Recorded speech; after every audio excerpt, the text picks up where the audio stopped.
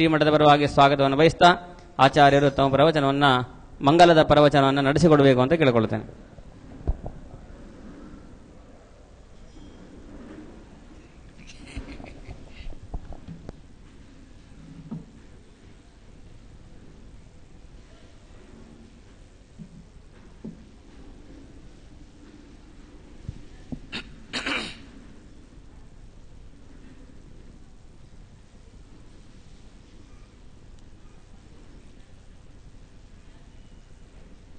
ವ್ಯಾಸಾಯ ಭವನಾಶಾಯ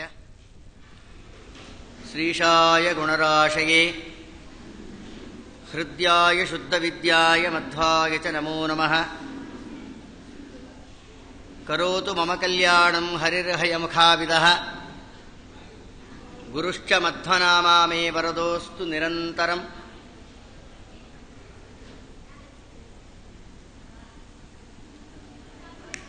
ಜನ್ಮಾದ್ಯಸ್ಯ ಯತೋನ್ಮಯಾದಿತರತಶ್ಚಾರ್ಥೇಷ್ವಭಿಜ್ಞಸ್ವರಾಟ್ ತೇನೇ ಬ್ರಹ್ಮಹೃದಾಯಾದಿಕವಯೇ ಮುಖ್ಯಂತಿ M ಸೂರಯಃ ತೇಜೋ ವಾರಿಮೃದಂ ಯಥಾ ವಿನಿಮಯೋ ಯತ್ರ ಸರ್ಗೋ ಮೃಷಾ ಧಾಮ್ನಾ ಸ್ವೇನ ಸದಾ ನಿರಸ್ತಕುಹಕಂ ಸತ್ಯಂ ಪರಂ ಧೀಮಹಿ. ಸೃಷ್ಟಿಸ್ಥಿತ್ಯಪ್ಯಗೇಹಾ ನಿಯತಿದಿಶಿತಮೋ ಬಂಧಮೋಕ್ಷಾಶ್ಚ ಯಸ್ಮಾತ್ ಅಸ್ಯ ಶ್ರೀ ಬ್ರಹ್ಮರುದ್ರ ಪ್ರಭೃತಿಸ್ವರನರದ್ವೀಷಶತ್ವಾತ್ಮಕಸ್ಯ ವಿಷ್ಣೋರ್ವ್ಯಸ್ತಾ ಸಮಸ್ತಾಃ ಸಕಲಗುಣನಿಧಿಃ ಸರ್ವದೋಷೌ ವ್ಯಪೀತಃ ಪೂರ್ಣಾನಂದಾವಯೋ ಯೋ ಗುರುರಪಿ ಪರಮಃ ಚಿಂತಯೇತಂ ಮಹಾಂತಂ. ಲಸತು ಶ್ರೀಮದಾನಂದತೀರ್ಥೇಂದುರ್ನೋ ಹೃದಂಬರೆ ಯದ್ವಚಶ್ಚಂದ್ರಿಕಾ ಸ್ವಾಂತಸಂತಾಪ ವಿನಿಕೃಂತತಿ ವಾಣಿತೆ ಕರವಾಣ್ಯಂಬ ಚರಣಂ ಹೃದಯ ಸರ್ವದ ಮದ್ವಾಕ್ಯ ಸರಣಿರ್ಭೂಯಾತ್ ಶ್ರೀಮದಾಚಾರ್ಯ ಭಾವಗ ಗುರುಮಖಿಲ ಗುಣಜ್ಞಂ ಸದ್ಗುಣೈಕಾಧಿವಾಸಂ ಶಮದಮಪರಿನಿಷ್ಟಂ ಸತ್ವನಿಷ್ಠಂ ವರಿಷ್ಠಂ ಸಕಲ ಸುಜನಶಿಷ್ಟಂ ನಿತ್ಯ ನಿರ್ದೋತ ಕಷ್ಟಂ ಹಯಮುಖಪದನಿಷ್ಠಂ ಮಾಂ ಭಜಂತು ಪ್ರಪನ್ನಾಃ. ತೀರ್ಥಾನಾಮುತ್ತಮಂ ತೀರ್ಥಂ ವನಾನಾಮುತ್ತಮಂ ವನಂ ಕ್ಷೇತ್ರಾಣಾಮುತ್ತಮಂ ಕ್ಷೇತ್ರಂ ಮಮ ವೃಂದಾವನಂ ದ್ವಿಜ. ತಪೋ ವಿದ್ಯಾ ವಿರಕ್ತ್ಯಾದಿ ಸದ್ಗುಣೋಘಾಕರಾರ್ಹಂ ವಾದಿರಾಜ ಗುರುನ್ ವಂದೇ ಹಯಗ್ರೀವ ದಯಾಶ್ರಯಾನ್. ಶ್ರೀಮತೋ ರಾಘವೇಂದ್ರಸ್ಯ ನಮಾಮಿ ಪದಪಂಕಜೇ ಕಾಮಿತಾ ಅಶೇಷ ಕಲ್ಯಾಣ ಕಲನಾ ಕಲ್ಪಪಾದಪೌ. ಮೂಕೋಪಿ ಯತ್ ಪ್ರಸಾದೇನ ಮುಕುಂದ ಶಯನಾಯತೆ ರಾಜರಾಜಾಯತೆ ರಿಕ್ತಃ ರಾಘವೇಂದ್ರಂ ತಮಾಶ್ರಯೇ. ಶ್ರೀಶುಕವಾಚ ರೇವತೋ ನಾಮ ರಾಜಾಸೀತ್ ಪುರಾ ಧರ್ಮಾರ್ಥತತ್ವವಿತ್ ರೇವತೀ ನಾಮ ತಸ್ಯೈಕಾ ಜಜ್ಞೆ ಕನ್ಯಾ ಯಶಸ್ವಿನಿ. ಸುಧೀಜನ ಸುಮಂದಾರಂ ಸುಧೀಂದ್ರ ಸುತ ಸುಪ್ರಿಯಂ ಸುಷಮೀಂದ್ರ ಗುರುಂ ವಂದೇ ಸುಜಯೀಂದ್ರ ಕರೋದ್ಭವಂ. ಪೂರ್ವಶ್ಲೋಕ ಅಂತ ಭಾಗದಲ್ಲಿ ಇದಂ ಭಾಗವತಂ ನಾಮ ಪುರಾಣಂ ಬ್ರಹ್ಮಸಂಹಿತಂ ಉತ್ತಮ ಶ್ಲೋಕಚರಿತಂ ಅಂಥೇಳಿ ಸಕಲ ವೇದಗಳ ಸಕಲ ಉಪನಿಷತ್ತುಗಳ ಸಕಲ ಬ್ರಹ್ಮಸೂತ್ರಗಳ ಮಹಾಭಾರತ ರಾಮಾಯಣ ಹರಿವಂಶದ ಸಾರಭೂತವಾದ ಗಾಯತ್ರಿಯ ಅನಂತ ವೇದಗಳ ಸಾರಭೂತ ಶ್ರೀಮದ್ ಭಾಗವತ ಅಂತ ನಿರೂಪಣ ಮಾಡ್ತಾ ಸರ್ವೋತ್ಕೃಷ್ಟನಾದ ಜಗತ್ಪತಿಯಾದ ಕೃಷ್ಣ ಪರಮಾತ್ಮನ ಅವತಾರಾದಿ ಕಥೆಗಳನ್ನು ತಿಳಿಸ್ತಾ ಕಂಸನ ಸಂಹಾರಾದಿ ಪರ್ಯಂತ ಪರಮಾತ್ಮ ಉಪನಯನ ಮಾಡಿಕೊಂಡಿದ್ದು ಇತ್ಯಾದಿ ಅನೇಕ ಮಹಿಮೆಗಳನ್ನು ತಿಳಿಸೋ ಕಾಲಕ್ಕೆ 18 ಬಾರಿ 23 ಅಕ್ಷೋಹಿಣಿ ಸೈನ್ಯದೊಂದಿಗೆ ಬಂದ ಜರಾಸಂಧನ ಪರಾಜಯ, ಹೀಗೆಲ್ಲ ಅನೇಕ ಮಹಿಮೆಗಳಿಂದ ಪರಮಾತ್ಮನ ಚರಿತ್ರೆಯನ್ನು ಕೇಳೋ ಕಾಲಕ್ಕೆ ರೇವತ ರಾಜ ತನ್ನ ಮಗಳಾದ ರೇವತಿಯನ್ನ ಮದುವೆ ಮಾಡಬೇಕು ಅನ್ನೋ ಉದ್ದೇಶಕ್ಕೆ ಚಿತ್ರಮುಖ ಬ್ರಹ್ಮದೇವರ ಸಭೆಗೆ ಬಂದು ಅಲ್ಲಿ ಆಹಾ ಮತ್ತು ಊಹು ಎಂಬ ಗಂಧರ್ವರ ಸಂಗೀತ ಕಾರ್ಯಕ್ರಮ ನಡೀತಾ ಇತ್ತು. ಕೆಲವು ಕಡೆಗೆ ಸಂಗೀತ ಕಾರ್ಯಕ್ರಮದಿಂದ ಕಾರ್ಯಕ್ರಮಗಳು ವ್ಯತ್ಯಾಸ ಆಗೋದುಂಟು, ಎಲ್ಲರಿಗೂ ಗೊತ್ತಾಗುತ್ತಲ್ಲ. ಹಾಗೆ ಅಲ್ಲೂ ಅಷ್ಟೇ ಬ್ರಹ್ಮದೇವರನ್ನ ಕೇಳಿ ಮಗಳಿಗೆ ಒಳ್ಳೆ ವರ ವಿಚಾರಿಸ್ಕೊಂಡು ಬರಬೇಕು ಅಂತ ಬಂದ್ರು. ಪಾಪ ಸಂಗೀತ ಕಾರ್ಯಕ್ರಮ ನಡೀತಾ ಇತ್ತು, ಸ್ಪೆಷಲ್ ಪ್ರೋಗ್ರಾಮ್. ಆ ಸ್ಪೆಷಲ್ ಪ್ರೋಗ್ರಾಮ್ನಲ್ಲಿ ಶೆಡ್ಯೂಲ್ ಪ್ರೋಗ್ರಾಮ್ಗಳು ಹಂಗೂ ಹಿಂಗೂ ಆಗ್ತಾವೆ ಅಂತ ಅನುಭವ ಆಯ್ತಲ್ಲ. ಈ ರೀತಿಯಾಗಿ ಆ ಕಾರ್ಯಕ್ರಮ ನಡೀತಾ ಇತ್ತು. ಆ ಸಂದರ್ಭದಲ್ಲಿ ಸಂಗೀತ ಕೇಳ್ತಾ ಕೂತಿದ್ದಾರೆ. ಸಂಗೀತ ಮುಗಿದಾಗ ಎಷ್ಟು ಗಂಟೆ ಆಗಿತ್ತು? ಕೃತಯುಗದಲ್ಲಿ ಬಂದು ಕೂತಿದ್ದಾನಂತೆ ರೇವತರಾಜ. ಕೃತತ್ರೇತ ದ್ವಾಪರ ಕಲಿಯುಗ ಒಂದು ಸರಿ ಟರ್ನ್ ಆದ್ರೆ ಅದಕ್ಕೆ ಒಂದು ಮಹಾಯುಗ ಅಂತ ಕರೀತಾರೆ. ಅಂತ ಮಹಾಯುಗಗಳು 27 ಮಹಾಯುಗ ಆಗೋಗಿತ್ತಂತೆ. 28ನೇ ಮಹಾಯುಗದ ದ್ವಾಪರದ ಅಂತ್ಯ ನಡೀತಾ ಇತ್ತು. ಅಲ್ಲಿ ಸಂಗೀತ ಕಚೇರಿ ಮುಗಿದಾಗ ಬ್ರಹ್ಮದೇವರ ಆ ಸಂಖ್ಯೆ ಅತ್ಯದ್ಭುತವಾದ ಸಂಖ್ಯೆ. ನಮ್ಮ ಲೆಕ್ಕದಲ್ಲಿ 864 ಕೋಟಿ ವರ್ಷ ನಾವು ಕಳೆದ್ರೆ, ಆ ಸ್ಟ್ಯಾಟಿಸ್ಟಿಕ್ಸ್ ಕೊಟ್ಟಿದ್ದಾರೆ ಶ್ರೀಮದಾಚಾರ್ಯ, ಮಹಾಭಾರತದಲ್ಲಿದೆ. ರಾಮಾಯಣಕ್ಕೆ ನಿರ್ಣಯ ಹೇಳ್ತಾರೆ, ಶ್ರೀಮದಾಚಾರ್ಯ ತಿಳಿಸ್ತಾರೆ. ತೃತೀಯ ಸ್ಕಂದ ಭಾಗವತದಲ್ಲೂ ಈ ಲೆಕ್ಕಾಚಾರ ಹೇಳಿದ್ದಾರೆ. ನಮ್ಮ ಲೆಕ್ಕದಲ್ಲಿ 864 ಕೋಟಿ ವರ್ಷ ಆದರೆ ಬ್ರಹ್ಮದೇವರಿಗೆ ಒಂದು ದಿನ ಅಂತೆ. ನಮ್ಮ ಲೆಕ್ಕದಲ್ಲಿ 864 ಕೋಟಿ ವರ್ಷ ಕಳಿಬೇಕು, ಕಳೆದ್ರೆ ಬ್ರಹ್ಮದೇವರಿಗೆ ಒಂದು ದಿನ. ಅಂತ ದಿನಗಳು 360 ಆದ್ರೆ ಒಂದು ವರ್ಷ. ಈ ರೀತಿಯಾದ 100 ವರ್ಷ ಬ್ರಹ್ಮದೇವರಿಗೆ. ಪ್ರಥಮ ಪರಾರ್ಧವನ್ನ ತಪಸ್ಸಿಗೆ ಕಳೆದಿದ್ದಾರೆ ಬ್ರಹ್ಮದೇವರು. ಇದು ದ್ವಿತೀಯ ಪರಾರ್ಧ ಅಂದ್ರೇನು? 51ನೇ ವರ್ಷದ ಪ್ರಭವ, ಮೊದಲನೇ ಸಂವತ್ಸರದ ಮೊದಲನೇ ಅಯನ, ಮೊದಲನೇ ಸಂವತ್ಸರ, ಮೊದಲನೇ ಮಾಸ, ಶುಕ್ಲ ಪಕ್ಷ ಇನ್ನು ಮೊದಲೇ ನಡೀತಾ ಇದೆ. ಇನ್ನು ಎಷ್ಟು ಕಳಿಬೇಕು ನಾವು? ಗೋವಿಂದ. ಯಾರೇ ಏನೇ ಸ್ಟೇಟ್ಮೆಂಟ್ ಕೊಟ್ಟರು ಪ್ರಳಯ ಅಷ್ಟು ಸುಲಭವಾಗಿ ಆಗಲ್ಲ. ಪ್ರಳಯ ಆಗಬೇಕು ಅಂದ್ರೆ ಬಹಳ ಅವಧಿ ಕಳಿಬೇಕಾಗಿದೆ ನಾವು. ಪ್ರಳಯ ಆಗುತ್ತೆ, ಅವಾಂತರ ಪ್ರಳಯ. ಅತಿಯಾದ ಅನ್ಯಾಯ, ಅತಿಯಾದ ಅಧರ್ಮ ಎಲ್ಲಿ ತಲೆ ಎತ್ತಿ ನಿಲ್ಲುತ್ತೋ ಅಲ್ಲಿ ಜಲಪ್ರಳಯ ಆಗಬಹುದು, ಅಗ್ನಿಪ್ರಳಯ ಆಗಬಹುದು, ಭೂಪ್ರಳಯನೂ ಆಗಬಹುದು, ಅರ್ಥಕ್ವೇಕ್ ಬಂದು. ಈ ರೀತಿಯಾಗಿ ಅಂತೂ ಯಥಾ ಪ್ರಕಾರ ಇವೆಲ್ಲ ಅವಾಂತರ ಪ್ರಳಯಗಳು. ಪ್ರಳಯ ಅಂತ ಕರೆಸ್ಕೊಳ್ಳಲ್ಲ, ಅವಾಂತರ ಪ್ರಳಯ ಅಷ್ಟೇ. ಅಂತೂ ಇಲ್ಲಿ ಏನಾಯಿತು, 28ನೇ ದ್ವಾಪರದ ಅಂತ್ಯ ಬಂದಿದೆ. ಆವಾಗ ಬ್ರಹ್ಮದೇವರನ್ನ ಕುರಿತು ಮಾತಾಡ್ತಾನೆ ದೇವತರಾಜ, ನನ್ನ ಮಗಳಿಗೆ ವರ ಬೇಕು ಅಂತ. ನಕ್ಕು ಬಿಟ್ರಂತ ಬ್ರಹ್ಮದೇವರು. ನೀ ಬಂದಿದ್ಯಾವಾಗ, ಕೇಳ್ತಾ ಇರೋದು ಯಾವಾಗ? ಇಲ್ಲ ಸ್ವಾಮಿ, ಸಂಗೀತ ಇನ್ನೇನು ಮುಗಿದು ಬಿಡುತ್ತೆ, ಇನ್ನು 5 ನಿಮಿಷ, ಇನ್ನು 10 ನಿಮಿಷ ಅಂತ ಗಂಟೆಗಟ್ಟಲೆ ಹೋಗ್ತಾ ಬರುತ್ತೆ ಕಾರ್ಯಕ್ರಮ.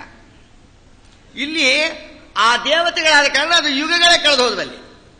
ಅಂತೂ ಕೇಳ್ತಾರೆ, ನಿನ್ನ ಮಗಳಿಗೆ ಮದುವೆ ಮಾಡಿಕೊಳ್ಳುವ ವ್ಯಕ್ತಿ ಇಲ್ಲಿ ದೇವಲೋಕದಲ್ಲಿ ಇಲ್ಲ, ಈಗ ಅವನು ಭೂಲೋಕದಲ್ಲೇ ಇದ್ದಾನೆ, ಹೋಗಿ ನಿನ್ನ ಮಗಳನ್ನು ಕೊಟ್ಟು ಮದುವೆ ಮಾಡು ಅಂತಾರೆ. ಹೇಗೆ ಬಲರಾಮ ದೇವರಿಗೆ ಕೊಟ್ಟು ವಿವಾಹ ಮಾಡಬೇಕು ರೇವತಿಯನ್ನ ಅಂತ ಆಜ್ಞೆ ಮಾಡ್ತಾರೆ ಬ್ರಹ್ಮದೇವರು. ಸ್ವಾರಸ್ಯ ಗಮನಿಸ್ಬೇಕು ನಾವಿಲ್ಲಿ. ಇಲ್ಲಿ ಕಲಿಯುಗದಲ್ಲಿ 6 ಫೀಟ್ ಇದ್ರೆ ಅದಕ್ಕೆ ಡಬಲ್ ಆಗ್ತಾರೆ ದ್ವಾಪರದಲ್ಲಿ. ಅದ್ರ ಡಬಲ್ಲು 36 ಅಡಿ ಇದ್ದಾಳೆ ರೇವತಿ, 12 ಅಡಿ ಇದ್ದಾರೆ 12 ಮೂರಲೆ 36 ಅಡಿ. ಇವರು 12 ಅಡಿ. ಗಂಡ ಹೆಂಡತಿ ವಾಕಿಂಗ್ ಹೋಗೋದು ಹೆಂಗ್ರಿ? ಮದುವೆ ಮಾಡ್ಕೊಂಡ್ರೆ ಇಷ್ಟಕ್ಕೂ ಮದುವೆ ಮಾಡ್ಕೊಂಡ್ಬಂದ್ರೆ ಕ್ರೇನ್ ತಗೊಂಡ್ಬಂದು ಅದ್ರ ಮೇಲೆ ನಿಲ್ಸ್ಕೊಂಡು ಮಾಂಗಲ್ಯ ಕಟ್ಟಬೇಕಾಗತ್ತೆ. ಹೆಂಡತಿ 36 ಅಡಿ ಎತ್ತರ, ಗಂಡ 12 ಅಡಿ ಇದ್ದಾನೆ. ಇದ್ರ 3 ಪಟ್ಟು ಅವಳಿದ್ದಾಳೆ. ಬ್ರಹ್ಮದೇವರು ಹೇಳಿದ್ರು ಹೆಂಗೆ ಅಂತ, ನಿನಗೆ ಸಾಮರ್ಥ್ಯ ಇದೆ ಮಾಡ್ಕೋ ಕೆಳಗೆ ಅಂದ್ರು. ಅವ್ರಿಗೆ ನೆನ್ನೆ ಹೇಳಿದಲ್ಲ ಬಲರಾಮ ದೇವರ ಆಯುಧ ನೇಗಿಲು, ಹಿಂಗೆ ಹಾಕಿದ್ರು, ಹಿಂಗೆ ಎಳೆದ್ರು, ಲೆವೆಲ್ಗೆ ಬಂದ್ಬಿಡ್ತು. ನಾವೇನು ಎಳೆಯೋದು, ಎಲೆ ಮುಂದೆ ಕುತ್ಕೊಂಡು ಎಳಿಬೇಕಷ್ಟೇ ಗಂಜಿನ. ಈ ರೀತಿಯಾಗಿ ಅಂತೂ ಅವರೆಲ್ಲ ತಪಶಕ್ತಿ ಇರೋರು ದೇವತೆಗಳು ಮಾಡಿಕೊಂಡ್ರು. ಅದಾದ ಮೇಲೆ ವೈಭವದಿಂದ ವಿವಾಹ ಜರುಗಿದೆ. ಶಠ, ಉಲ್ಮುಖ ಇತ್ಯಾದಿ ಮಕ್ಕಳನ್ನ ಪಡೆದಿದ್ದಾರೆಂಬ ವಿಚಾರ ತಿಳಿಸ್ತಾರೆ. ಅದಕ್ಕೆ ಅಣ್ಣನ ಮದುವೆ ಆದ್ಮೇಲೆ ತಮ್ಮನ ಮದುವೆ ಹೇಳಬೇಕಲ್ವಾ? ಬಲರಾಮ ದೇವರ ಮದುವೆ ಆಯಿತು, ಈಗ ಕೃಷ್ಣನ ಮದುವೆಗೆ ಹೊರಡ್ತಾರೆ. ಕೃಷ್ಣ ಪರಮಾತ್ಮನ ವಿವಾಹ ಮಹೋತ್ಸವವನ್ನು ತಿಳಿಸ್ಲಿಕ್ಕೆ ಹೊರಟಾಗ ಇಲ್ಲಿ ತಿಳಿಸ್ತಾರೆ, ರಾಜಾಸಿ ಭೀಷ್ಮಕೋ ರಾಮ ವಿದರ್ಭಾಧಿಪತಿರ್ ಮಹಾನ್. ವಿದರ್ಭ ದೇಶದ ಮಹಾರಾಜ ಭೀಷ್ಮಕ ಅಂತ ಹೇಳಿ. ಆ ಭೀಷ್ಮಕ ಮಹಾರಾಜನಿಗೆ 5 ಜನ ಗಂಡು ಮಕ್ಕಳಿದ್ರು. ರುಕ್ಮಿ, ರುಕ್ಮರಥ, ರುಕ್ಮಬಾಹು, ರುಕ್ಮಮಾಲಿ, ರುಕ್ಮಕೇಶ, ಎಲ್ಲ ರುಕ್ಮ ರುಕ್ಮಿಣೇಶಾಂ ಸ್ವಸಾಸತಿ. ರುಕ್ಮಿಣಿ ದೇವಿ ಮಗಳು ಒಬ್ಳು. ನೋಡಿ ರೈಮಿಂಗ್ ವರ್ಡ್ಸ್ ಹೆಂಗಿದೆ. ಈಗಿನ ಕಾಲಕ್ಕೆ ದೇವರ ಹೆಸರು ಇದೆಯೋ ಇಲ್ಲೋ, ಒಟ್ಟು ರೈಮಿಂಗ್ ವರ್ಡ್ಸ್ ಇರಬೇಕು ಮಕ್ಕಳಿಗೆ. ನಾಮಕರಣ ಮಾಡೋ ಕಾಲಕ್ಕೆ ಮೊದಲನೇ ಮಗ ಹುಟ್ಟಿದ ಅರುಣ ಅಂತಿಟ್ರು, 2ನೇ ಮಗ ಹುಟ್ಟಿದ ಕಿರಣ ಅಂತಿಟ್ರು, ಒಂದೇ ತರ ಬರುತ್ತಲ್ಲ. 3ನೇ ಮಗ ಹುಟ್ಟಿದ ವರುಣ, 4ನೇ ಮಗ ಹುಟ್ಟಿದ ಹೆಸರು ಸಿಗಲಿಲ್ಲ, ಮರಣ, ಮುಗಿದೋಯ್ತು. ನಮಗೇನಪ್ಪಾ ಅಂದ್ರೆ ರೈಮಿಂಗ್ ವರ್ಡ್ಸ್ ಇಂಪಾರ್ಟೆಂಟೇ ಹೊರತು ಅಲ್ಲಿ ಅರ್ಥ ಏನಾರು ಇಟ್ಕೊಂಡು ಹೋಗ್ಲಿ ಅಂತ ಈ ರೀತಿ. ಅದರಿಂದ ಹಂಗಲ್ಲ, ದೇವತೆಗಳು ನಾಮಕರಣ ಮಾಡಿದ್ರೆ ಅದಕ್ಕೆ ವಿಶಿಷ್ಟ ಅರ್ಥವನ್ನು ಇಟ್ಕೊಂಡೇ ನಾಮಕರಣ ಮಾಡ್ತಾರೆ. ಇಲ್ಲಿ ಅಂತೂ ಎಂತ ಪ್ರಕಾರ ಇಲ್ಲಿ 5 ಜನ ಗಂಡು ಮಕ್ಕಳು, ರುಕ್ಮಿಣೀ ದೇವಿ ಒಬ್ಬ ಮಗಳು. ರುಕ್ಮಿಣೀ ದೇವಿ ಜಗಜ್ಜನನಿ ಮಹಾಲಕ್ಷ್ಮೀ ದೇವಿನೇ ರುಕ್ಮಿಣೀ ದೇವಿ ಅಂತ ಹೇಳಿ ಶಾಸ್ತ್ರ ತಿಳಿಸುತ್ತೆ. ಆ ಮಹಾತಾಯಿಗೆ ರುಕ್ಮಿ ಅಂತ ಅಣ್ಣ ಇದ್ದ, ಮಹಾ ದುರ್ಮಾರ್ಗ. ರುಕ್ಮಿ, ಜರಾಸಂಧ, ಶಿಶುಪಾಲ, ದಂತವಕ್ತ್ರ, ಸಾಲ್ವ, ಪೌಂಡ್ರಿಕ ವಾಸುದೇವ ಇವರೆಲ್ಲ ಕ್ಲೋಸೆಸ್ಟ್ ಫ್ರೆಂಡ್ಸ್, ದುರ್ಮಾರ್ಗರ ಕೂಟ. ಜರಾಸಂಧನಿಗೆ ಕೃಷ್ಣ ಪರಮಾತ್ಮನ ಜೊತೆಗೆ 23 ಅಕ್ಷೋಹಿಣಿ ಸೈನ್ಯ ಇಂಟು 18 ಬಾರಿ ಬಂದು ಮಣ್ಣು ಮುಕ್ಕಿದ್ದು ಅನುಭವ ಇದ್ದೇ ಇತ್ತು. ಇನ್ನು ಯುದ್ಧದಲ್ಲಿ ಕೃಷ್ಣನನ್ನು ಗೆಲ್ಲಕ್ಕಾಗೋಲ್ಲ. ಆದರೆ ಕೃಷ್ಣನಿಗೆ ಅತಿಯಾದ ಪ್ರೀತಿಯಾತ್ಮಕವಾದ ವಸ್ತುವನ್ನ ಕೃಷ್ಣನಿಂದ ದೂರ ಮಾಡಿದ್ರೆ ಕೃಷ್ಣ ದುಃಖ ಪಡ್ತಾನೆ ಅಂತ ಅವನೇನು ಮಾಡ್ದ, ರುಕ್ಮಿಗೆ ಹೇಳ್ದ, ನಿನ್ನ ಮಗಳು, ನಿನ್ನ ತಂಗಿ ರುಕ್ಮಿಣಿಯನ್ನ ಕೃಷ್ಣನಿಗೆ ತಪ್ಪಿಸಿ ಹೇಗಾರು ಮಾಡಿ ಶಿಶುಪಾಲನಿಗೆ ಕೊಟ್ಟು ವಿವಾಹ ಮಾಡು ಅಂತ ಪ್ರೇರಣೆ ಮಾಡ್ದ. ದುಷ್ಟ. ಇವನು ದುಷ್ಟನೇ, ಈ ರುಕ್ಮಿಯನ್ನು ಒಳ್ಳೆಯವನ, ಅವನು ಕೆಟ್ಟವನೇ. ಸರಿ, ಓಕೆ ಅಂದ್ಬಿಟ್ಟ, ಅಷ್ಟೇ ಕಮಿಟ್ಮೆಂಟ್. ನರಚಿತ್ತಕ್ಕೆ ಬಂದದ್ದು ಲವಲೇಶ ನಡೆಯೋದು. ಸರಿ ಆಯ್ತು, ಲಗ್ನ ಪತ್ರಿಕೆ ಅವರಷ್ಟಿಗೆ ಅವರೇ ಬರ್ಕೊಂಡ್ರು, ಇಂಥ ಡೇಟ್ ಮದುವೆ ಫಿಕ್ಸ್, ಎಲ್ಲರೂ ಪರಿವಾರ ಸಮೇತರಾಗಿ ಬಂದುಬಿಡ್ರಿ ಅಂತ ಹೇಳ್ಬಿಟ್ಟು ಬಂದ್ಬಿಟ್ಟ. ರುಕ್ಮಿಣೀ ದೇವಿಗೆ ಪತ್ರವನ್ನ ಇಲ್ಲಿ ಗಮನಿಸಬೇಕು. ರುಕ್ಮಿಣೀ ದೇವಿ ಜಗಜ್ಜನನಿಯಾಗಿದ್ದಾಳೆ. ವಿಶ್ವಸ್ಥಿತಿ ಪ್ರಲಯ ಸರ್ಗ ಮಹಾವಿಭೂತಿ ವೃತ್ತಿ ಪ್ರಕಾಶ ನಿಯಮಾವೃತಿ ಬಂಧ ಮೋಕ್ಷಾಹ ಯಸ್ಯಾ ಅಪಂಗಲವ ಮಾತ್ರತ ಊರ್ಜಿತಾಸ ಶ್ರೀಹಿ ಯತ್ಕಟಾಕ್ಷ ಬಲವತ್ ಅಜಿತಂ ನಮಾಮಿ. ಜಗಜ್ಜನನಿಯಾದ ಮಹಾತಾಯಿಗೆ ಯಾವ ರುಕ್ಮಿಣೀ ದೇವಿ ಲಕ್ಷ್ಮೀ ದೇವಿನೇ ಆದ ಕಾರಣ ಅವಳಿಗೆ ಯಾವ ಟೆನ್ಷನ್ನೂ ಇಲ್ಲ. ನನ್ನ ಗಂಡ ಯಾವತ್ತಿದ್ರೂ ಪರಮಾತ್ಮನೇ. ಆದ್ದರಿಂದ ಇನ್ನು ಯಾರು ಏನೇ ಸಂಕಲ್ಪ ಮಾಡಿದ್ರು ಕೂಡ ಅದು ಭ್ರಷ್ಟ ಸಂಕಲ್ಪವೇ ಇರ್ತೋ, ಯಥಾರ್ಥ ಸಂಕಲ್ಪ ಅಲ್ಲ ಅಂತ ಲಕ್ಷ್ಮೀದೇವಿ ಗೊತ್ತಿದ್ದೇ ಇದೆ. ಅನಾಲೋಚನಾ ಸತಿ ಸರ್ವ ವಿಷಯ ಜ್ಞಾನ ಮಹಾತಾಯಿಗೆ. ಅಂತ ಮಹಾತಾಯಿ ಆ ಲಕ್ಷ್ಮೀದೇವಿ ಪತ್ರವನ್ನು ಬರೀತಾಳೆ ರುಕ್ಮಿಣೀ ದೇವಿ. ಶ್ರುತ್ವಾ ಗುಣಾನ್, ಯಾವಾಗ ಶಿಶುಪಾಲನೆ ಕೊಟ್ಟು ವಿವಾಹ ಮಾಡಬೇಕು ಅಂತ ಇವ್ರು ತೀರ್ಮಾನ ಮಾಡಿದ್ರು ದುರ್ಮಾರ್ಗರೆಲ್ಲ ಸೇರ್ಕೊಂಡು, ರುಕ್ಮಿಣೀ ದೇವಿ ಟೆನ್ಷನ್ ಮಾಡಿಕೊಳ್ಳಿಲ್ಲ. ಆದ್ರೂ ಪತ್ರ ಬರೆದ್ಲು. ಗಂಡನಿಗೆ ಹೆಂಡತಿ ಪತ್ರವನ್ನು ಹೇಗೆ ಬರಿಬೇಕು ಅಂತ ತೋರಿಸ್ಕೊಟ್ರು. ಹೆಂಡತಿ ಗಂಡನ ಹೆಸರನ್ನ ಹೇಳಬಾರದು ಅಂತ ಶಾಸ್ತ್ರ ಇದೆ. ಲಕ್ಷ್ಮೀದೇವಿ ಹೇಳಬೇಕು. ಅದಕ್ಕೆ 2 ಅಡ್ರೆಸ್ ಬರಿಬೇಕಲ್ಲ. ಏನಂತ ಬರೆದ್ಲು? ಮಿಸ್ಟರ್ ಕೃಷ್ಣನ್ ಅಂತ ಬರೆದಿಲ್ಲ. ಯಾಕೆ? ಗಂಡನ ಹೆಸರು ಹೇಳಬಾರದು ಅಂತಿದೆ. ಅದಕ್ಕೆ ಗಂಡನಿಗೆ ಪತ್ರ ಬರೆಯೋ ಕಾಲಕ್ಕೆ ಹೆಂಡತಿ ಹೇಗೆ ಬರಿಬೇಕು ತೋರಿಸ್ಕೊಟ್ಟಿದ್ದಾಳೆ. ಶ್ರುತ್ವಾ ಗುಣ, ಶ್ರುತ್ವಾ, ಮತ್ವಾ, ಭಿತ್ವಾ, ಗತ್ವಾ ಇವೆಲ್ಲ ಸಂಸ್ಕೃತದಲ್ಲಿ ಅವ್ಯಯ ಅನ್ಸ್ಕೊಂಡಿದೆ. ಇವಕ್ಕೆ ಅವ್ಯಯ ಅಂತ ಕರೀತಾರೆ. ಶ್ರುತ್ವಾ ಅಂದ್ರೆ 2 ಅರ್ಥ. ಕೇಳಿದೆ ಅಂತ ಒಂದು ಅರ್ಥ ಆಗತ್ತೆ, ಇನ್ನೊಂದು ಅರ್ಥ ಅವ್ಯಯ. ಅವ್ಯಯ ಅಂದ್ರೇನು? ವ್ಯಯ ಅಂದ್ರೆ ನಾಶ, ಅವ್ಯಯ ಅಂದ್ರೆ ನಾಶರಹಿತ ಅಂತ ಅರ್ಥ. ನಾಶರಹಿತನಾದ ಪರಮಾತ್ಮನೇ ಅಂತ ಅಡ್ರೆಸ್ ಅದು. ಯಾಕಂದ್ರೆ ಕೃಷ್ಣ ಅಂತ ಬರೆಯೋಂಗಿಲ್ವಲ್ಲ ಗಂಡ. ಅದಕ್ಕೆ ಅವ್ಯಯ ಬರೆದು ಬಿಟ್ಟು ಶ್ರುತ್ವ ಅಂತ ಬರೆದು ನಾಶರಹಿತನಾದ ಪರಮಾತ್ಮ, ನೀನು ನಾಶರಹಿತ ಅಂತ ವೇದಗಳು ಹೇಳ್ತಾ ಇದ್ದಾವೆ. ಯಾಕೆ? ನಿನಗೆ ಯಾಕೆ ಪತ್ರ ಬರದೆ ಅಂದ್ರೆ ನಾನು ನಾಶರಹಿತಳು ಅಂದ ಮೇಲೆ ನಾಶರಹಿತಳಾದ ನನಗೆ ನಾಶರಹಿತನಾದ ಗಂಡನೇ ಸರಿಯಾದ ಗಂಡ. ಯಾಕೆ? ಶಿಶುಪಾಲ ಇನ್ನು ಕೆಲವೇ ವರ್ಷಗಳಲ್ಲಿ ಸಾಯ್ತಾನೆ. ಅವನು ಹೇಗೆ ನನಗೆ ಗಂಡ ಆಗ್ಲಿಕ್ಕೆ ಸಾಧ್ಯ ಇದೆ? ಗುಣಾನ್, ನಿನ್ನ ಗುಣಗಳನ್ನ ಏನು ವರ್ಷವಿಡೀ ಪ್ರವಚನ ಕೇಳ್ತಾ ಇರ್ತೀವಿ, ವರ್ಷವಿಡೀ ಪ್ರವಚನ ಕೇಳ್ತಾ ಇರ್ತೀವಿ. 1 ವಾರ ಬರ್ತಾರೆ ಆಚಾರು, ಪಂಡಿತರು ಮಂಗಳ ಮಾಡ್ಕೊಂಡು ಹೋಗ್ತಾರೆ, ನಾಳೆ ಬರ್ತಾರೆ, ಅದೇ ಸಬ್ಜೆಕ್ಟ್ ಇಟ್ಟರು ಮತ್ತೆ ಯಥಾ ಪ್ರಕಾರ ಭಕ್ತರು ಮತ್ತೆ ಬಂದು ಕೂತ್ಕೊಂತಾರೆ, ಮತ್ತೆ ಕೇಳ್ತಾರೆ. ಯಾಕೆ? ಹರಿವಾರ್ತೇನಿ ಕೇಳಿದ್ದೇನಿ ಕೇಳು. ಒಬ್ರು ಹೇಳಿದ್ದು ಮಹಿಮಾ, ಇನ್ನೊಬ್ರು ಹೇಳಿದಾಗ ಅದು ಒಂಥರ ವೆರೈಟಿಯಾಗೇ ಬರುತ್ತೆ. ಎಲ್ಲಾರ್ದು ಒಂದೇ ವೆರೈಟಿ ಇರಲ್ಲ. ಹೌದೌದು, ಪ್ರವಚನ ಶೈಲಿ ಹಂಗೆ ಒಬ್ಬೊಬ್ಬರಲ್ಲಿ ಒಂದೊಂದು ರೀತಿಯಲ್ಲಿ ಪರಮಾತ್ಮ ತನ್ನ ಮಹಿಮೆಯನ್ನು ತೋರಿಸಿಕೊಡ್ತಾನೆ. ಈ ರೀತಿಯಾಗಿ ಆ ಜಗತ್ಪತಿಯಾದ ಪರಮಾತ್ಮನಿಗೆ ಪತ್ರವನ್ನ ಬರೆದು ಯಥಾ ಪ್ರಕಾರ ತನ್ನ ಪತ್ರವನ್ನ ಒಬ್ಬ ಬ್ರಾಹ್ಮಣನ ಕೈಲಿ ಕೊಡ್ತಾಳೆ. ಆ ಬ್ರಾಹ್ಮಣ ತಗೊಂಡು ಹೋಗಿ ಕೃಷ್ಣ ಪರಮಾತ್ಮನಿಗೆ ಸಮರ್ಪಣೆ ಮಾಡಿ ಕೃಷ್ಣ ಪರಮಾತ್ಮನ ಸಂದೇಶವನ್ನು ತಂದು ರುಕ್ಮಿಣೀ ದೇವಿಗೆ ಸಮರ್ಪಣೆ ಮಾಡ್ತಾರಂತೆ. ಸಮರ್ಪಣೆ ಮಾಡಿದಾಗ ಆ ಪತ್ರವನ್ನು ತಂದ ತಕ್ಷಣ ಕೃಷ್ಣ ಪರಮಾತ್ಮ ಕೊಟ್ಟು ಕಳಿಸಿದ ಪತ್ರ ತಲೆ ಮೇಲೆ ಇಟ್ಕೊಂತಾಳೆ ರುಕ್ಮಿಣೀ ದೇವಿ. ಆಗ ಪರಮಾತ್ಮ ಆ ಪತ್ರವನ್ನು ಕಳಿಸಿದ್ದಾನೆ ಅನ್ನೋ ಆನಂದದ ಉದ್ರೇಕ ಆಗಿದೆ ಮಹಾತಾಯಿಗೆ. ಜೊತೆಗೆ ಈ ಪತ್ರ ತಂದು ಕೊಟ್ಟ ಬ್ರಾಹ್ಮಣಂಗೆ ಏನ್ ಕೊಡಬೇಕು? ಆ ಬ್ರಾಹ್ಮಣ ಪರಮ ವೈರಾಗ್ಯಶಾಲಿ. ಆ ಬ್ರಾಹ್ಮಣ ಯಾವ ಪ್ರಾಜೆಕ್ಟು ಆ ಬ್ರಾಹ್ಮಣಂಗಿಲ್ಲ, ನಮ್ಮಂತವರಿಗಿದ್ದ ಹಾಗೆ. ನಾವು ಬಂದ್ವಿ ಅಂದ್ರೆ ಯಾವುದೋ ಒಂದು ಪ್ರಾಜೆಕ್ಟ್ ತಗೊಂಡೇ ಬರೋದು.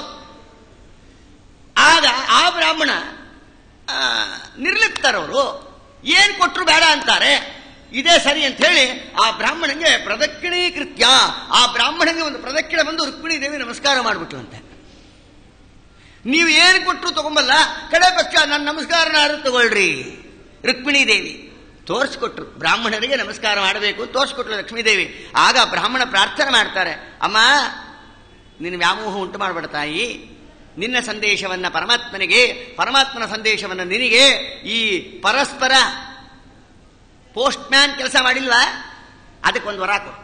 ಏನು? ನಿನ್ನ ಮಹಿಮೆಯನ್ನ, ಭಗವಂತನ ಮಹಿಮೆಯನ್ನ, ಅವನ ಅವತಾರಾದಿ ಕಥೆಗಳನ್ನ, ನಿನ್ನ ಕಲ್ಯಾಣ ಮಹೋತ್ಸವವನ್ನ ಗ್ರಂಥ ರೂಪದಲ್ಲಿ ನಿರ್ಮಾಣ ಮಾಡಬೇಕು ಅಂತ ನನಗೆ ಅನುಗ್ರಹ ಮಾಡಿ ವರ ಕೊಡು ಅಂತ ಆ ಬ್ರಾಹ್ಮಣ ವರ ಕೇಳಿದ್ದಾರೆ.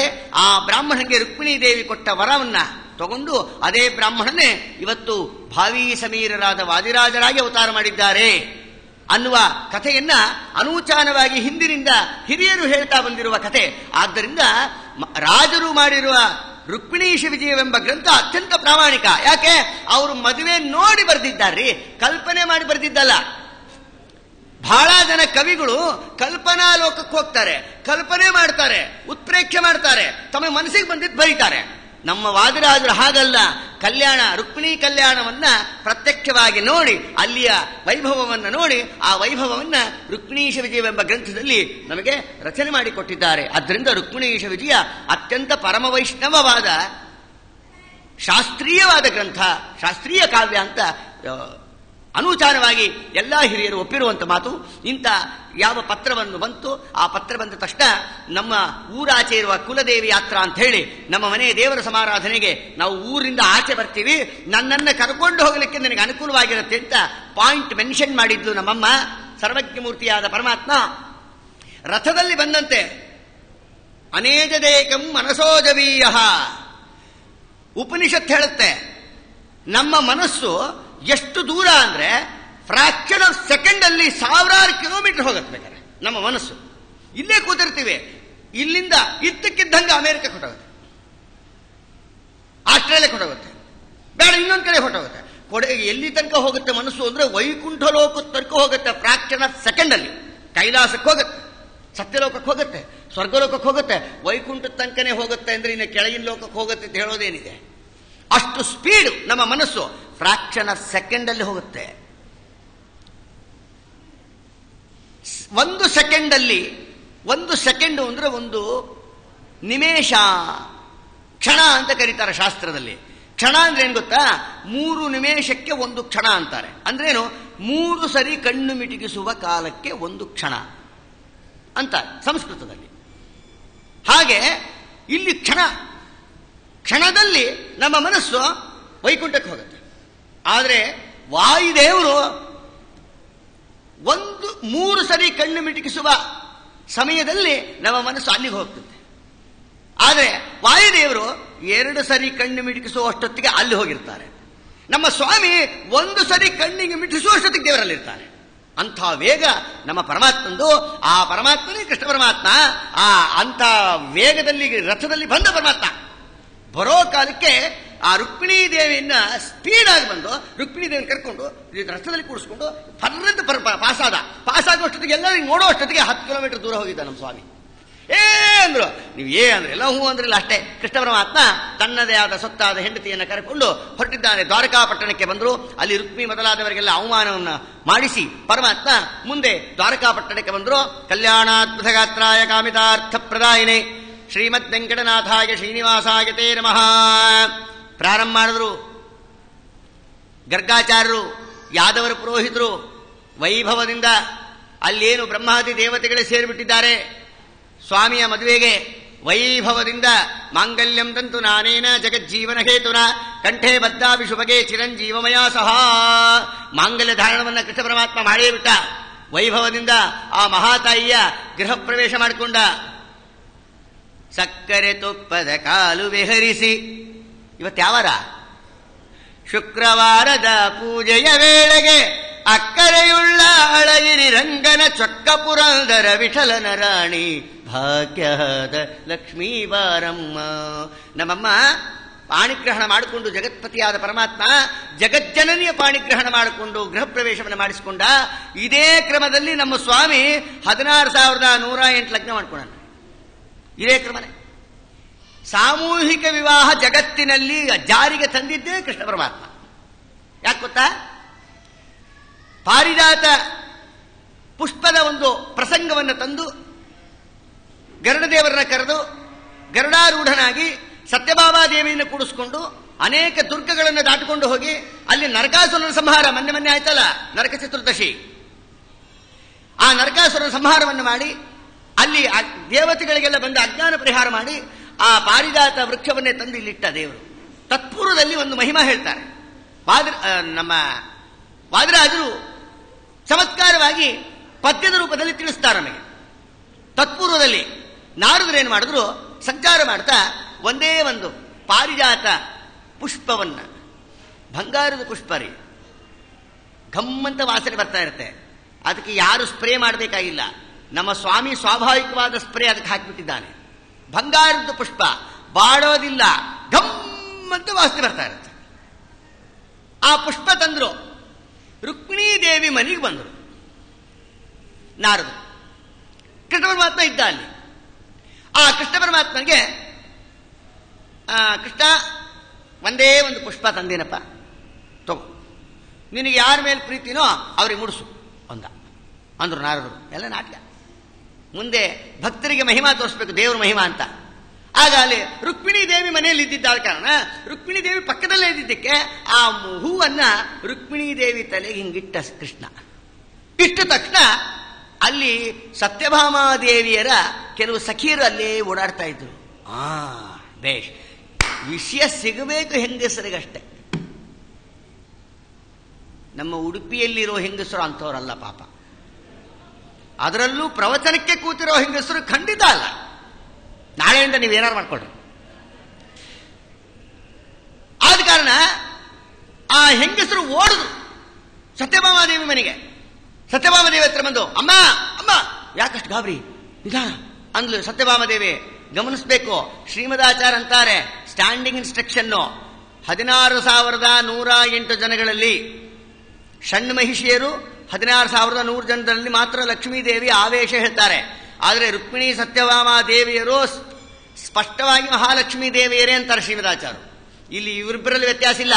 ರುಕ್ಮಿಣೀ ದೇವಿ, ಸತ್ಯಭಾಮಾ ದೇವಿ ಇವರಿಬ್ಬರು 100% ಲಕ್ಷ್ಮೀ ದೇವಿಯರೇ. ಡಬಲ್ ಆಕ್ಟಿಂಗ್ ಅಷ್ಟೇ. ಲಕ್ಷ್ಮೀದೇವಿದು ಡಬಲ್ ಆಕ್ಟಿಂಗು. ಅಂದ್ರೆ ಸವತಿಯರು ಹೇಗಿರ್ತಾರೆ ಅಂತ ಲೋಕಕ್ಕೆ ತೋರಿಸ್ಲಿಕ್ಕೆ ಮಾಡಿದ ನಾಟಕ ಅಷ್ಟೇ.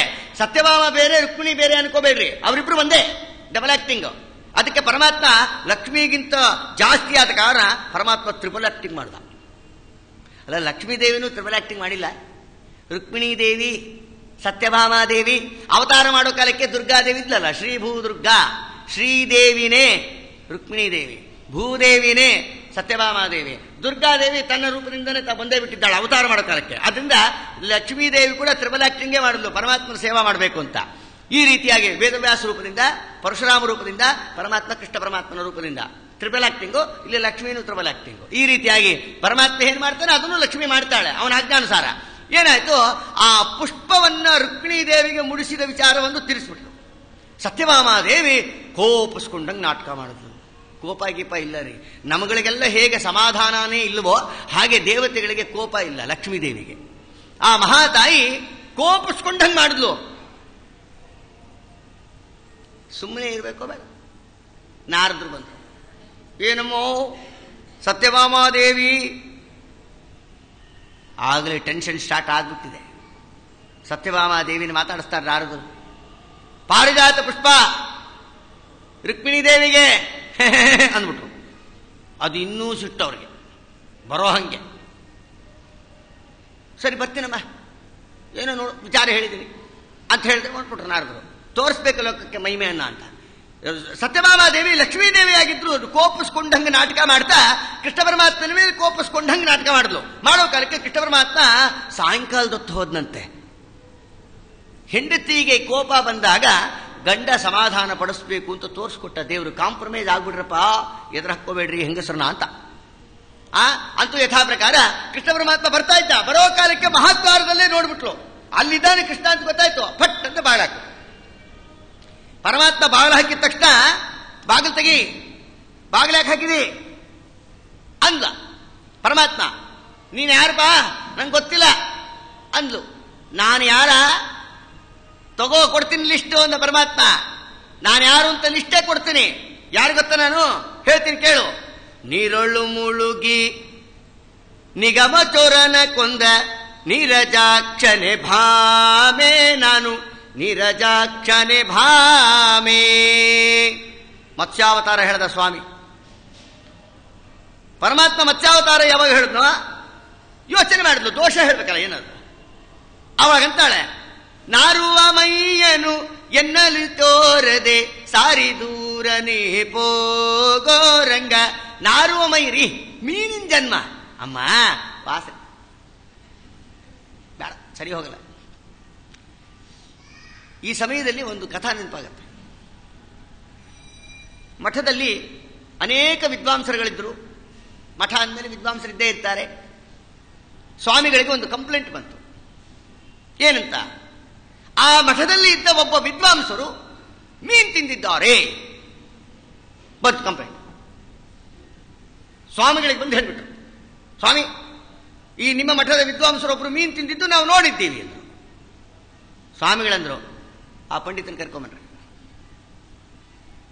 ಏನು ಮಠದ ವಿದ್ವಾಂಸರು ಮೀನು ತಿಂದಿದ್ದಾರೆ ಅಂದರೆ ಅದು ದೊಡ್ಡ ಕಾನ್ಸೆಪ್ಟ್. ಅದು ಎಲ್ಲರೂ ನೋಡ್ಬೇಕು. 100 ಜನ ಕಾಯ್ತಾ ಇದ್ದಾರೆ. ಸ್ವಾಮಿಗಳು ಕರೆದ್ರು. ಆ ವಿದ್ವಾಂಸರು ಬಂದರು, ಸ್ವಾಮಿಗಳಿಗೆ ನಮಸ್ಕಾರ ಹಾಕಿದ್ರು.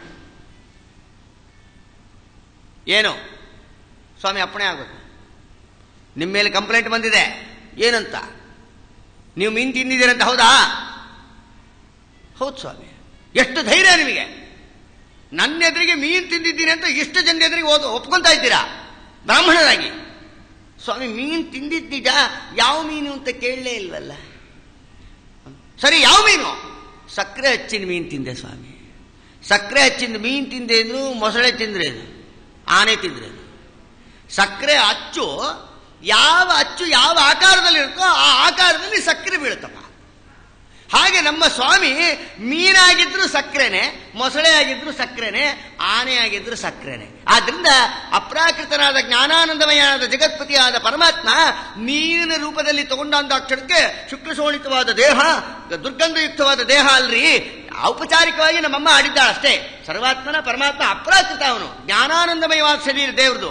ಆದರೂ ನಾಟಕೀಯ ಲೋಕದಲ್ಲಿ ಸಜ್ಜನರನ್ನು ಸಂತೋಷಪಡಿಸಬೇಕು ಅಂತ ಒಂದು ಸೀನ್ ಕ್ರಿಯೇಟ್ ಮಾಡಿದ್ದಾರೆ ಲಕ್ಷ್ಮೀನಾರಾಯಣರು ಅನ್ನೋದನ್ನು ಗಮನಿಸಬೇಕಷ್ಟೇ. ಪರಮಾತ್ಮ ಅಂದ, ಮತ್ಸ್ಯಾವತಾರ, ನಿಂದು ನಾರೋ ಮೈ, ನಿನ್ನ ಸಾವಾಸ ಬೇಡ ಅಂದ್ಲು. ಸರಿ, ಬೇಡವಾ? ಇನ್ನೊಂದಿದೆ. ಮಂದರಗಿರಿಯನು ಬೆನ್ನೊಳಗಿಟ್ಟಂಥ ಸುಂದರ ವದನನೆ ಭಾಮೆ ನಾನು, ಸುಂದರ ವದನನೆ ಭಾಮೆ. ಓ, ಮಂದರ ಪರ್ವತವನ್ನ ಬೆನ್ನಿನೊಳಗೆ ಎತ್ತಿ ಇಟ್ಟುಕೊಂಡಂತಹ ಮಹಾಪರಾಕ್ರಮಿ, ಲಕ್ಷಯೋಧನ ವಿಸ್ತಾರವಾದ ಶರೀರವುಳ್ಳವನಾಗಿ ಕೂರ್ಮಾವತಾರವನ್ನು ಮಾಡಿದ್ದೀನಿ ಎಂದ. ಹಂಗನ್ನೋ ಕಾಲಕ್ಕೆ ಕೂರ್ಮಾವತಾರ ಮಾಡಿದ್ದೆ ಯಾತಕ್ಕೆ?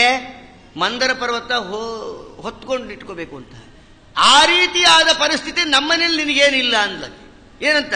ಇಂದು ನೀನಗೆ ತಕ್ಕ ಭಾರಂಗಳಿಲ್ಲವಯ್ಯ, ಸಿಂಧುವಿನೊಳಗೆ ನಿಪೋಗೋರಂಗ. ಸಿಂಧು ನಮ್ಮನೇಲಿ ನೀನು ಹೊತ್ತು ಇಟ್ಕೊಳ್ಳುವಂತ ದೊಡ್ಡ ಭಾರದ ವಸ್ತು ಏನೂ ಇಲ್ಲಪ್ಪ, ನೀವು ಹೋಗು ಅಂದು. ಅದಿಲ್ವಾ? ಹಾಗಾದ್ರೆ ಇನ್ನೊಂದಿದೆ. ಧರಣಿಗೆ ಸುಖವನು ನೀಡಿದ ಸೂಕರ ಪರಮ ಪುರುಷನೇ ಭಾಮೆ ನಾನು, ವರಾಹರೂಪಿ ಭೂದೇವಿಯನ್ನು ಉದ್ಧಾರ ಮಾಡಿದ್ದೀನಿ ಅಂದ ದೇವರು. ವರಾಹ ರೂಪಕ್ಕೆ ದೋಷ ಏನಾದ್ರು ಹೇಳಬೇಕಲ್ಲ. ನಿನ್ನ ವರಾಹ ರೂಪ ಬೇಡ ಅಂದ್ಬಿಟ್ಟು ವರಹ ರೂಪವು ನಿನ್ನ ಗುರು ಗುರು ಶಬ್ದವೆಲ್ಲ ಅರಿವೇ ನೀನಿಲ್ಲಿಂದ ಪೋಗೋರಂಗ. ವರಾಹ ಗುರು ಗುರು ಗುರು ಗುರು ಗುರು ಶಬ್ದ ಮಾಡ್ತಾ ಇರ್ತೆ. ಈ ಗೊರಕೆ ಹೊಡೆಯೋರು ಪಕ್ಕಕ್ಕೆ ಮಲ್ಕೊಳ್ರಿ ನೀವು. ಪಕ್ಕಕ್ಕೆ ಮಲಗದವ್ರದ್ದು ಪಕ್ಷಪಾತ ಖಂಡಿತ ಆಗತ್ತೆ. ಗುರು ಗುರು ಗುರು ಶಬ್ದ ಡಿಸ್ಟರ್ಬೆನ್ಸ್, ಸರಿ ಹೋಗ ಬೇಡ ಅಂದ್ಲು. ಹೌದಾ? ಹಾಗಾದ್ರೆ ಗರ್ಜನೆ ಮಾಡೋ ಶಬ್ದ ಇದೆ, ಗುರುಗುರು ಶಬ್ದ ಅಲ್ಲ. ಬಾಲನ ತಾಪವ ಲೀಲೆ ಇಂತರಿದಂಥ ನಾರಸಿಂಹನೇ ಭಾಮೆ ನಾನು, ನಾರಸಿಂಹನೇ ಭಾಮೆ ಓ ಅಂತ ಗರ್ಜನೆ ಮಾಡುವಂತ ರೂಪ ಅಂದ್ಲು. ಅವಳಂದ್ಲು, ನೀನು ಓ ಅಂದ್ಬಿಟ್ರೆ ಭಯ ಪಡ್ಲಿಕ್ಕೆ ನನಗೇನು ಭಯ ಇಲ್ಲ. ಹಾಗೆ ಇಟ್ಟ ವಸನಗಳು ಕ್ರೂರ ಕಾರ್ಯಗಳೆಲ್ಲ ಕಂಡು ಅಂಜುವಳಲ್ಲ ಪೋಗೋರಂಗ. ನನಗೇನು ಭಯ ಇಲ್ಲ ಹಾಗಂದ್ಬಿಟ್ಲು. ಅವನಿಗೆ ಎಷ್ಟೇ ಪರಾಕ್ರಮಿಯಾಗಿರ್ಲಿ, ಹೆಂಡತಿ ಹತ್ರ ಇಲ್ಲ ಟುಸ್ಸೆ, ಹೊರಗಷ್ಟೇ ಹಾರಾಟ, ಮನೆಯಲ್ಲಿ ಯಥಾ ಪ್ರಕಾರನೇ. ಅರ್ಥ ಆಯ್ತಲ್ಲ? ನೋಡಿದ್ರೆ ಅರ್ಥ ಆಗತ್ತಲ್ಲ. ಈ ರೀತಿಯಾಗಿ ಅಂತೂ ಯಥಾ ಪ್ರಕಾರ ಸರ್ವೋತ್ತಮನಾದ ಪರಮಾತ್ಮ ನರಸಿಂಹಾವತಾರ ಹೇಳಿದ್ರೆ, ನರಸಿಂಹಾವತಾರ ಘೋರ ರೂಪ ಬೇಕಾಗಿಲ್ಲ. ಹಾಗಾದ್ರೆ ಎತ್ತುಕೊಂಡು ಮುದ್ದು ಮಾಡೋ ರೂಪ ಅದೇ, ಅದನ್ನ ಹೇಳ್ತೀನಿ. ಏನು ಅಲ್ಲಂತಾರ ಪರಮಾತ್ಮ, ವಾಸವನನು ಜನು ವಾಮನ ರೂಪನು ನಾಶರಹಿತನೆ ಭಾಮೆ ನಾನು. ವಾಮನಾವತಾರ ಪುಟಾಚಿ ಕೂಸು, 5 ವರ್ಷದ ಕೂಸು, ಎತ್ಕೊಂಡು ಮುದ್ದು ಮಾಡ್ಬೇಕನ್ಸತ್ತೆ ಅಂತ ಕೂಸು. ದೋಷ ಏನಾರು ಹೇಳ್ಬೇಕಲ್ಲ. ಅವಳಂತಾಳೆ, ಅಪ್ಪ ನಿನ್ನ ಸಾವಾಸವೇ ಬೇಡ ಅಂದ್ಬಿಟ್ಲು. ಕೂಸಿನ ರೂಪದಿ ಮೋಸ ಮಾಡಿದವಗೆ ದಾಸಿ ಇನ್ನೊಬ್ಬಳು ಬೇಕೋ ರಂಗ. 5-6 ವರ್ಷದ ಹುಡುಗ ಇದ್ದಾಗನೇ ಬಲಿಚಕ್ರವರ್ತಿಗೆ ತಿರುಪತಿ ನಾಮ ಹಾಕಿದವನು ನೀನು. ಈಗ ದೊಡ್ಡವನು ಬೇರೆ ಆಗಿದೆ, ಈಗ ಬಿಡ್ತೀಯಾ? ಅಮ್ಮೋ ನಿನ್ನ ಸಾವಾದ ಬೇಡ ಹಕ್ಕಂದ್ಲು. ಹಂಗ ಮೋಸ ಗೀಸ ಏನಿಲ್ಲ. ದಿಟ್ಟತನದ ಧೀರ, ಸಮಂತ ಪಂಚಕ ನಿರ್ಮಾಣ ಮಾಡಿ ದುಷ್ಟಕ್ಷತ್ರಿಯರೆಲ್ಲ ಸಂಹಾರ ಮಾಡ್ತಾ ಅವತಾರ ಮಾಡಿದಂಥ ಧೀರ ಪುರುಷ. ತಾತನ ಮಾತಿಗೆ ಮಾತೆಯ ತರಿದಂಥ ಖ್ಯಾತ ಭಾರ್ಗವನೇ ಭಾಮೆ ನಾನು. ಪರಶುರಾಮ ಅಂದ್ಲು. ಏನಾದ್ರು ದೋಷ ಹೇಳ್ಬೇಕಲ್ಲ, ಬೇಡ ಅನ್ಲಿಕ್ಕೆ ಏನು ಹೇಳಬೇಕು? ಅವಳಂತಾಳೆ, ಮಾತೆಯ ತರಿದ ಪಾತಕಿ ನಿನಗಿನ್ನು ದಾಸಿ ಇನ್ನೊಬ್ಬಳು ಕೋರಂಗ. ತಾಯಿ ತಲೆ ಕಡ್ದವನು ಹೆಂಡತಿ ತಲೆ ಬಿಡ್ತೀಯಾ ನೀನು? ಅಮ್ಮೋ ನೀನು ವೆರಿ ಡೇಂಜರ್, ಬೇಡ ಹೋಗಂದ್ಬಿಟ್ಲು. ಹಂಗೇನಿಲ್ಲ, ಹೆಂಡತಿ ಪ್ರೀತಿಸೋ ರೂಪ ಅದೇ. ಯಾವುದು? ದಶರಥ ನಂದನ ದಶಮುಖ ಭಂಜನ ಪಶುಪತಿ ವಂದನೆ ಭಾಮೆ ನಾನು. ಹೆಂಡತಿ ಅಂದ್ರೆ ಅವಳೊಬ್ಬಳೆ, ಅವಳ ಮೇಲೆ ಅತಿಯಾದ ಪ್ರೀತಿ. ಆ ರೂಪ ರಾಮಾವತಾರ. ರಾಮಾವತಾರ ದೋಷ ಹೇಳ್ಬೇಕಲ್ಲ ಈಗ. ಏನು? ಹಸನಾದ ಏಕಪತ್ನಿ ವ್ರತದೊಳು ಇರುವ ನಿಂಗೆ ಹೊಸ ಕನ್ನಿಕೆಯೊಬ್ಬಳು ಏಕೋ ರಂಗ. ರಾಮಾವತಾರ ಅಂತೀಯಾ? ನನಗೆ ಈಗಾಗಲೇ ಆ ಹೆಂಡತಿಗೆ ಹೂ ಮುಡಿಸಿದೆ ಅನ್ನೋ ಜಗಳನೇ ಸ್ಟಾರ್ಟ್ ಆಗಿರೋದು. ಇನ್ನೊಬ್ಬ ಹೆಂಡತಿ ಕಟ್ಕೊಂಡು ಏನ್ ಮಾಡ್ತಿ? ರಾಮಾವತಾರದಲ್ಲಿ ಇದ್ದಿದ್ದು ಒಬ್ಬಳೇ ಹೆಂಡತಿ ಅಲ್ವಾ? ಇಲ್ಲ, ಹಾಗೇನಿಲ್ಲ, ಸ್ವಲ್ಪ ಕಾಂಪ್ರಮೈಸಿಗೆ ಬಂದಿದ್ದೀನಿ, ಪರವಾಗಿಲ್ಲ, ನನಗೂ ಬೇರೆ ಹೆಂಡಂದ್ರು ಇದ್ದಾರೆ. ಶುರು ಮಾಡ್ದ. 16,108 ಸುದತೆಯರ ಬದಿಯಲ್ಲಿಗಿದ್ದವನೇ ಭಾಮೆ. ಆ ನೇಮ ಏನಿಲ್ಲ, ರಾಮಾವತಾರ ಕಾಲಕ್ಕಿದ್ದ ನೇಮ ಇಲ್ಲ. 16,108 ಜನ ಹೆಂಡತಿಯರಿದ್ದಾರೆ, ನೋ ಪ್ರಾಬ್ಲಮ್ ಅಂದ. ಹಂಗಂತಷ್ಟ ಅವಳಂತಾಳೆ, ಗಂಡ ಮನೆಗೆ ಬಂದ, ಹೆಂಡತಿ ಹತ್ರ ಮಾತಾಡ್ದ. ದೇವಿ, ನಿನ್ನ ಹತ್ರ ಸ್ವಲ್ಪ ಮಾತಾಡಬೇಕು, ಪರ್ಸ್ನಲ್ಲು, ನೀನು ಅಪಾರ್ಥ ಮಾಡ್ಕೊಳ್ಳಲ್ವಾ ಅಂದ್ರೆ ಹೇಳ್ತೀನಿ. ಹೇಳ್ರಿ. ಗಂಡ ಹೆಂಡತಿ ಮಧ್ಯೆ ಅಪಾರ್ಥ ಏನಿರುತ್ತೆ? ಅಂಡರ್ಸ್ಟ್ಯಾಂಡಿಂಗ್ ಇದ್ದೇ ಇರುತ್ತಲ್ವಾ? ಗಂಡನ ಗುಟ್ಟು ಹೆಂಡತಿಗೆ, ಹೆಂಡತಿ ತನ್ನ ಗುಟ್ಟು ಗಂಡನಿಗೆ ಹೇಳೋದು ಸಹಜವಾದ ಧರ್ಮ ಅದು.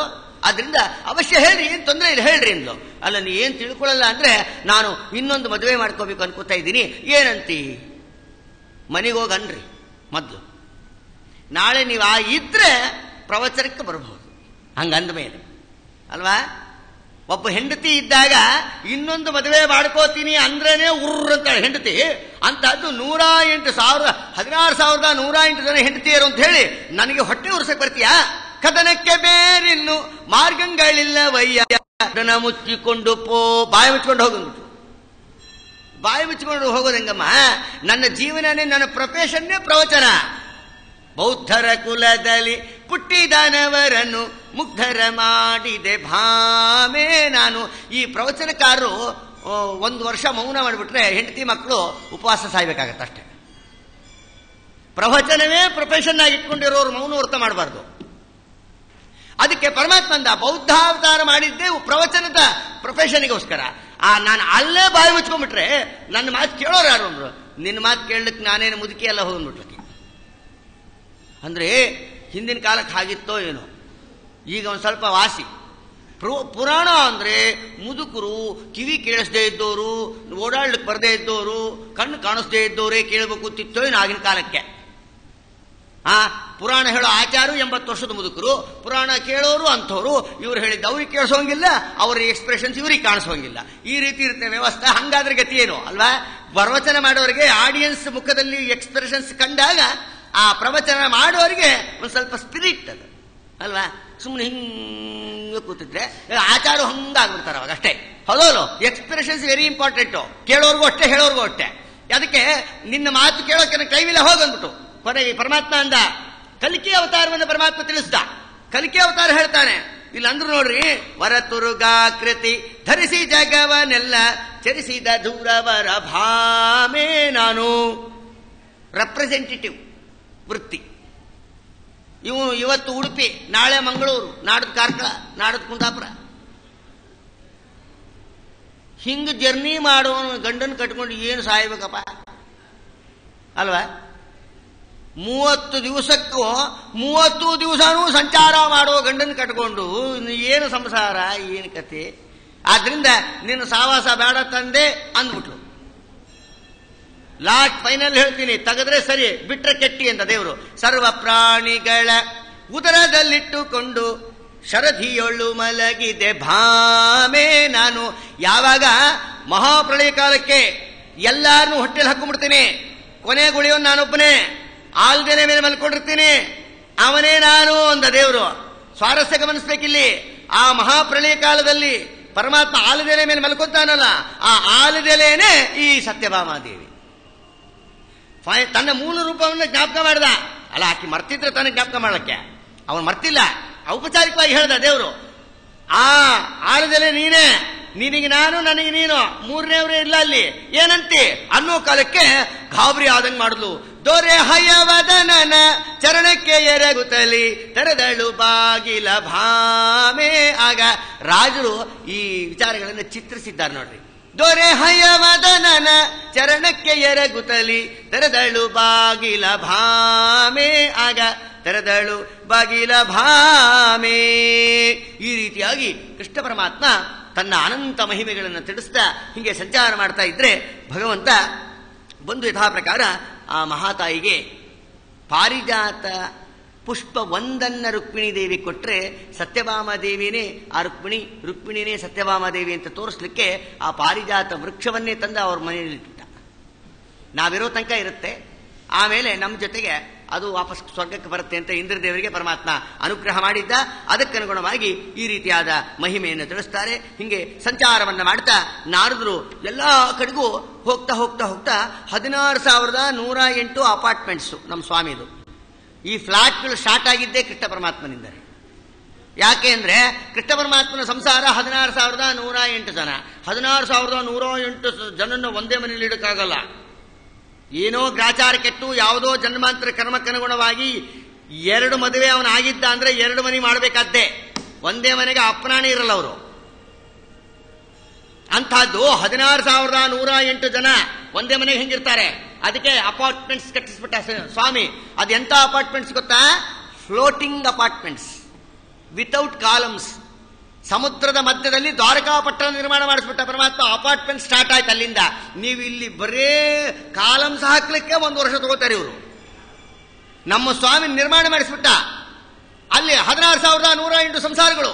ನಾರದರು ಬಂದ್ರು, ಕೃಷ್ಣ ಪರಮಾತ್ಮ ಜೀವನ ಹೆಂಗ್ ಮಾಡ್ತಾನೆ, ಜನ ಹಿಂಡಂದ್ರ ಮಧ್ಯ ನೋಡ್ಲೇಬೇಕಲ್ಲ. ಹಿಂಗೆ ಒಬ್ಬೊಬ್ಬರ ಮನೆಗೆ ಕೃಷ್ಣ ಪರಮಾತ್ಮ ನೋಡ್ಬೇಕು ಅಂತ, ಕೃಷ್ಣ ಪರಮಾತ್ಮನ ನೋಡ್ಬೇಕು ಅಂತ ನಾರದರು ಬಂದ್ರು.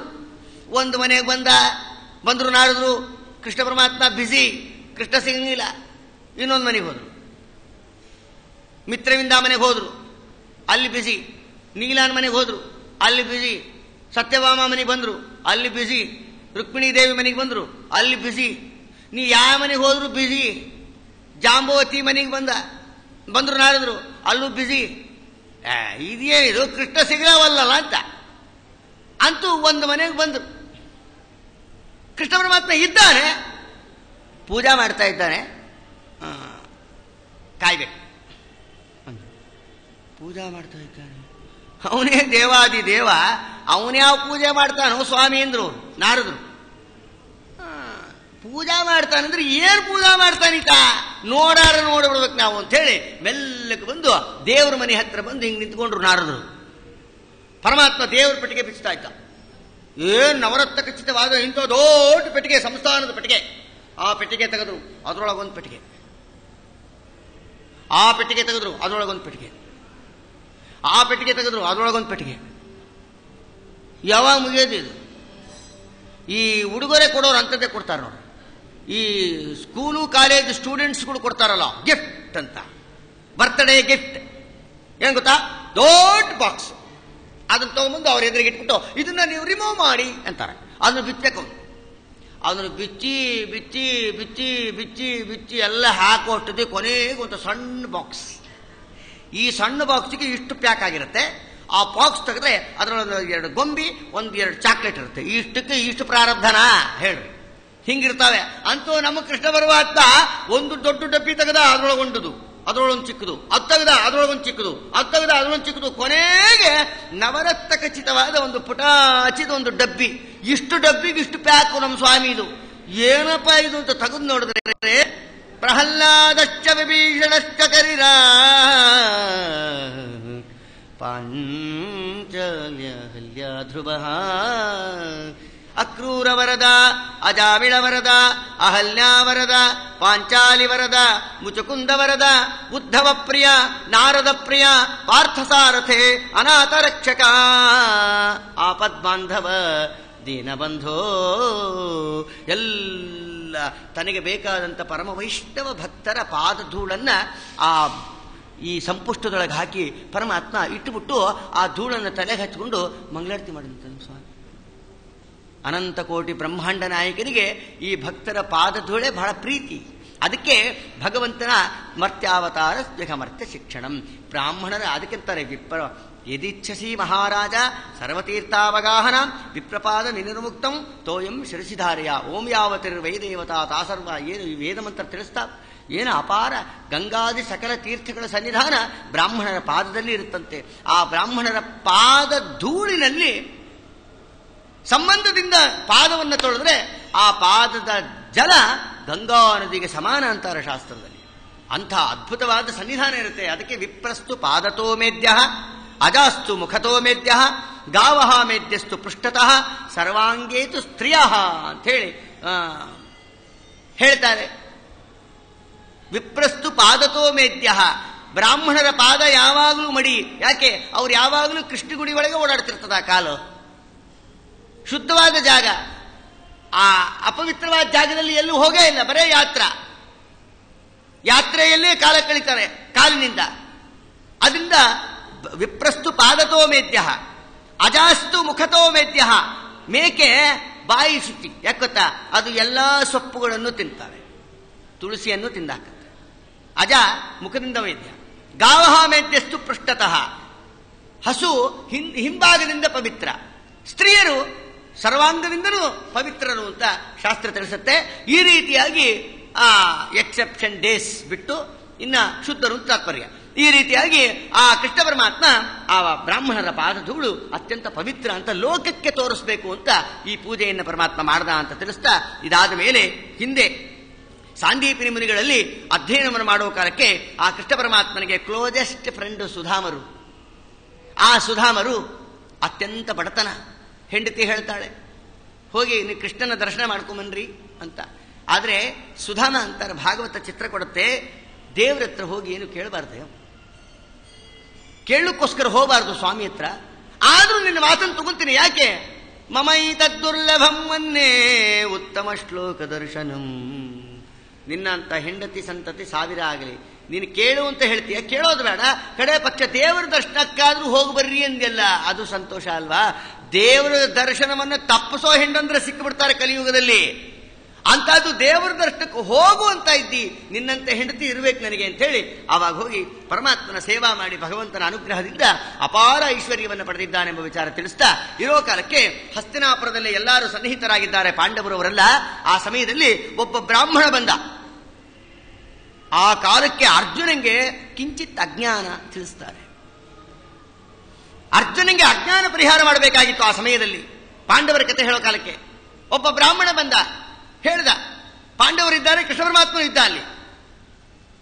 ಸ್ವಾಮಿ, ನನ್ನ ಹೆಂಡತಿಗೆ ಹೆರಿಗೆ ಆಗುತ್ತೆ, ಆ ಹುಟ್ಟಿದ ತಕ್ಷಣ ಕೂಸು ಮಾಯ ಆಗ್ತಾ ಇದೆ, ಅದು ಎಲ್ಲಿಗೆ ಹೋಗುತ್ತೋ ಏನು ಕಥೆನೋ ಗೊತ್ತಿಲ್ಲ.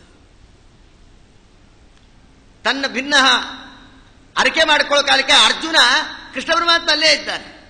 ಕೃಷ್ಣ ಪರಮಾತ್ಮನ ಕಡೆ ಗಮನ ಇಲ್ಲ. ನೀವು ಭಯ ಪಡಬೇಡಿ, ನಾನಿದ್ದೀನಿ, ನಾನು ಸಂರಕ್ಷಣೆ ಮಾಡ್ತೀನಿ ಅಂತ. ಕೃಷ್ಣ ಪರಮಾತ್ಮ ನಕ್ಕ, ನೀ ಮಾಡ್ತೀನಪ್ಪ, ಓ ಸರಿ ಮಾಡು. ಈಗ ನನ್ನ ಹೆಂಡತಿ ಗರ್ಭಿಣಿ ಇದ್ದಾಳೆ, ಡಾಕ್ಟರ್ ಹೇಳ್ಬಿಟ್ಟಿದ್ದಾರೆ ಇಷ್ಟು ಗಂಟೆಯಿಂದ ಇಷ್ಟು ಗಂಟೆಗೆ ಹೆರಿಗೆ ಆಗತ್ತೆ ಅಂತ, ನಾನು ಬರ್ತೀನಿ ನಡಿ ಅಂತ ಅಂದ ಅರ್ಜುನ. ಆ ಬ್ರಾಹ್ಮಣ ಇನ್ನೇನು ಅರ್ಜುನ ಬಂದ, ಕೂಸು ಸಂರಕ್ಷಣೆ ಆಗತ್ತೆ ಅಂತ. ಅನೇಕ ಮಕ್ಕಳು ಹುಟ್ಟಿದ್ದಾವೆ, ಹುಟ್ಟಿದ ತಕ್ಷಣ ಮಾಯ ಆಗ್ತಾ ಇದ್ದಾವೆ.